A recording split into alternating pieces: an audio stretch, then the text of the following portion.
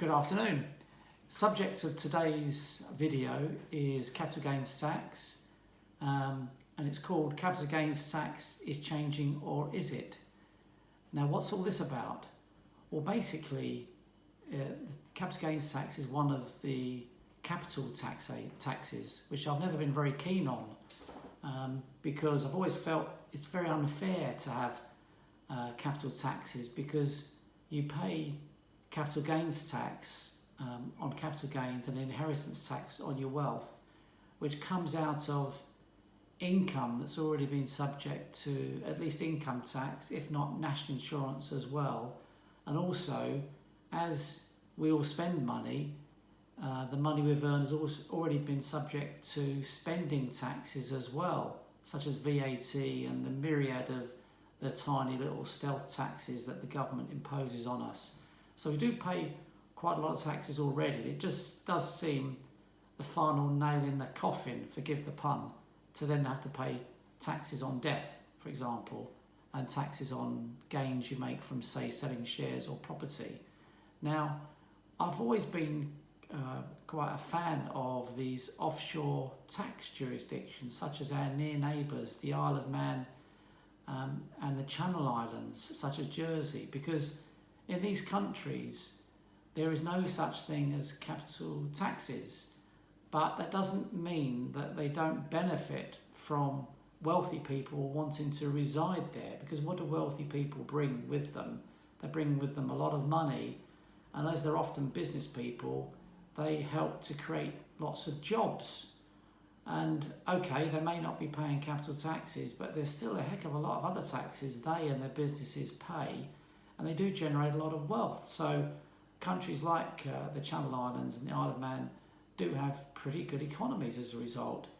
And you can't help wondering, because capital taxes bring in so little tax revenue, the combined amount of capital gains tax and income tax represents 1.85% of all taxes collected in the 2017-18 tax year. And of the 754 billion collected, 8.8 billion was on capital gains tax and 5.2 billion was from inheritance tax. Only 5% of people pay an inheritance tax and 1% pay capital gains tax. So you do think it's quite a puny amount of tax to collect out of a total of 754 billion pounds. And also, what is the cost of collecting these taxes? As they're so abysmally small, I know it sounds extravagant to say it's small, 8.8 billion and 5.2 billion, that's 14 billion altogether. But in percentage terms, it is a tiny, tiny amount. And you can't help wondering, if you were to offset the cost of collecting the tax against the tax collected, and also take into account the wealth that is lost by not attracting more wealthy people and businesses to the UK, you can't help thinking the government's missed a trick here.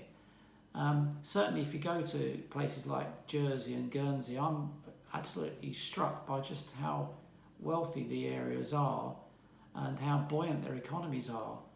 And you can't help thinking, is the government missing something here? Anyway, it is what it is, and I'm sure I'm not going to persuade the government to make any changes just based on this one short video. Of course, there is this famous saying attributed to Benjamin Franklin that there's only two certainties in life, and that's death and taxes. Well, I beg to differ, because in the year 2020, we have huge amounts of red tape.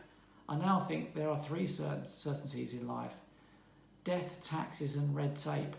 And the one most likely to affect you during the rest of your lifetime is red tape. And I say that tongue in cheek, obviously we're all going to die, but red tape seems to be massively on the increase. So when I noticed recently that Rishi Sunak, the Chancellor of the Exchequer, has approached the Office of Tax Simplification to ask them to simplify capital gains tax, I did chuckle, because let's face it, the Office of Tax Simplification, or OTS for short, was created in 2010. And I can only say that if you remember the Yes Minister series And the chief civil servant, Sir Humphrey, he must be laughing if he was still alive today, because you couldn't make up such a ridiculous name. The Office of Tax Simplification, do me a favour. I've never known the government to ever make anything simple. Everything is always complex, and trying to understand civil service speak in any public sector document, you'll know what I mean. But also the thought that they would somehow simplify taxes and have less complexity is just beyond belief. It just isn't going to happen. Now, back in 2006, we had something known as pensions simplification.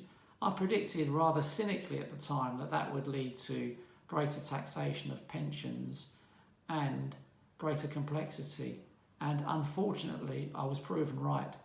And I'm pretty sure it will be the same thing today, because let's face it, history has a habit of repeating itself. So the Office of Tax Simplification has published an online survey which you can take part in.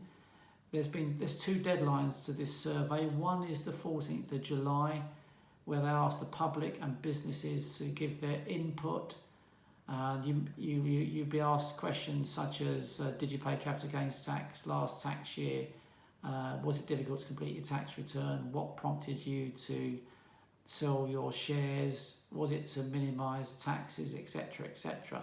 And then there's a second leg to this online survey, and the deadline for that, just to repeat myself, is 12th of October, when they ask for more serious input from professionals and businesses, as well as the public, to make more kind of technical recommendations for how they could improve things here. Unfortunately, I'm very cynical, because in its 10 years existence, the government has rarely, if ever, enacted any proposals by the OTS. So I do think it's just a bit of a waste of money. It's a waste of taxpayers' money, a waste of everyone's time. It does create a lot of false hopes that simplicity is going to be here. And I don't doubt that the people who work for the OTS are well-meaning, and they genuinely think they're going to help and that taxes would become simpler. But I'm a bit too long in the tooth to believe any of that. However, I do feel that the government is going to have to find some ways of raising taxes to cope with the cost of the coronavirus. And so what better place to do it than to tax the rich? Because traditionally, in economic hard times like this, that's when the wealthier people in society get hit the hardest. So although the government has pledged not going to increase the basic taxes of income tax, national insurance, VAT, I do think they'll have it up their sleeve to increase stealth taxes and probably increase capital taxes, and particularly to hit the wealthy as hard as possible, because you can't really hit low and average earners, because they are the ones who are going to create most of the production in GDP in the economy. So what can you take from all of this? Well, if you already have a capital gain and you are thinking of for example, selling a business or selling property or some shares, you're already thinking of doing it anyway, it may be a good idea to realise your capital gains before the budget, which is in early March this year, because it's unlikely that the taxation of capital gains is going to get lighter. Now, having said that, I can't guarantee this will happen, because let's face it, the government doesn't have a good track record of taking on board the OTS's proposals. But you can't help feeling that that is one of the capital taxes that the government is almost certainly going to target. So do be wary of that. So all I can say to you is that if you do have a capital gain and you're worried about it, do seek professional advice. You know it makes sense.